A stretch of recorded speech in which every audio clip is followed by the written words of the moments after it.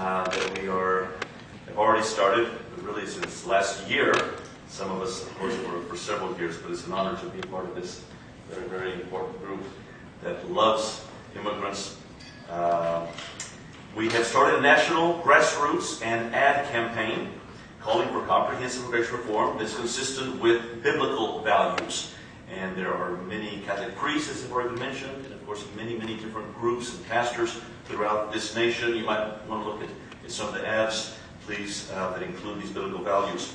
Christians for Comprehensive Immigration Reform will mobilize at least 200,000 letters. We have 50,000 letters that have already arrived. Marcos Witt is hoping to get not 200,000, but 10 million letters. We've set our goals at least 200,000. We've already done thousands of phone calls, and we will continue. We have a program called Un Minuto, Cinco Palabras, which is done through the Hispanic media. Take 1 minute to say 5 words. I support comprehensive immigration reform. And thousands of students at Baylor University a few weeks ago, the entire chapel at Baylor University, all the kids turned on their cell phones and called Nancy Pelosi and called Mel Martinez and spoke those 5 words, and we will continue doing this. We've had hundreds already of lobby visits to members of Congress, and we will continue doing that also. We hope, of course, we pray that we will pass comprehensive immigration reform before August the 1st. So we're going to be pushing these visits up to August the 1st. We will continue having ads. We've already had some ads, and of course in Roll Call that just came out recently, and Congress Daily announcing, matter of fact, even this today's meeting.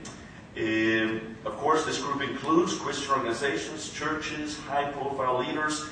They include people that stand before us. Also, people like Dr. Joel Hunter, Tony Campolo, World Evangelical Alliance, the National Hispanic Christian Leadership Conference, Evangelicals for Social Action, Sojourners, the Christian Community Development Association with Noel Castellanos, We Care America, the Evangelical Association for the Promotion of Education, American Baptist Churches USA, Presbyterian Church USA, United Methodist Church, Mennonite Church USA, Church World Service, etc., etc., etc. All have endorsed joint statement of principles, which have already been read to you, by which we believe any acceptable CR legislation must be guided. We'll mobilize churches throughout this nation. We'll continue mobilizing churches and faith groups to pressure political leaders nationally, and we're going to stress 5 states right now. We'll continue the Texas, California, etc. But right now we think that the states of Florida, Arizona, Kansas, Ohio, and Pennsylvania are key to winning this campaign. The campaign will include ad buys in national and local newspapers in these areas, letters and phone calls to members of Congress. We've already produced about 50,000 letters supporting these common principles. We'll continue with the lobby meetings, rallies, house parties, op-eds, letters to the editor. I would like to read to you, Michael Sweet was not able to join us because of logistical reasons, suddenly, but he did send a letter. You may be aware of Michael Sweet. He's a singer. He's also a pastor of the Hispanic Church of Lakewood in Houston, where Joel Osteen is pastor, senior pastor. The letter says the following: Dear brothers and sisters, I'm sorry I was not able to attend this very important press conference. I want you to know that you count with my support.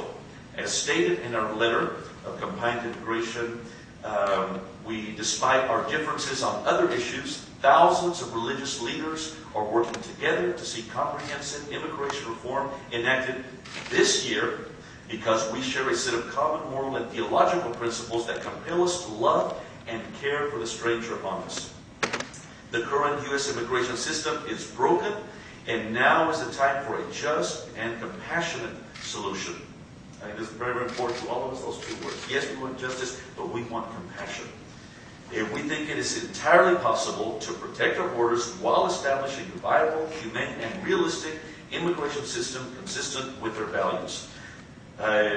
Finally, he says, Michael Sweet tells us, I would like to remind you that as Pastor Joel Osteen said, and at our request, Joel Osteen sent us a statement related to immigration. And I quote Joel Osteen's statement: as we formulate and pass our immigration laws, we must keep in the forefront of our minds that these laws will impact a multitude of human beings, desperately seeking a better life for themselves and their families. Yours truly, in the letter, Marcos Witt. Nada más un pequeño resumen en español. Acabo de dar un poco de la estrategia que vamos a tener para seguir empujando por la reforma migratoria. La queremos lograr antes del 1 de agosto. Ya hemos traído más de 50,000 cartas, continuaremos en la televisión, continuaremos juntando a líderes religiosos, católicos, evangélicos, y la vamos a ganar antes del 1 de agosto. Let me now introduce to you, please, one of the great champions of comprehensive immigration reform, someone I greatly admire and have admired for many, many years, Reverend Dan Soliday, CEO of the Nazarene Compassionate Ministries. Thank you. Thank you. Good morning. Christians for Comprehensive Immigration Reform represents Christians from a variety of backgrounds, beliefs, and political ideologies. Catholics and Protestants, mainline traditional churches and evangelical churches, liberals and conservatives are coming together as one voice to influence the legislators of our nation on behalf of the millions of immigrants who deserve the right to be heard. Despite differing theological and doctrinal perspectives, groups sharing a common Judeo-Christian heritage are uniting to challenge our lawmakers to create an immigration policy characteristic of a people of faith: compassionate, just, respectful of human dignity, and valuing family bonds.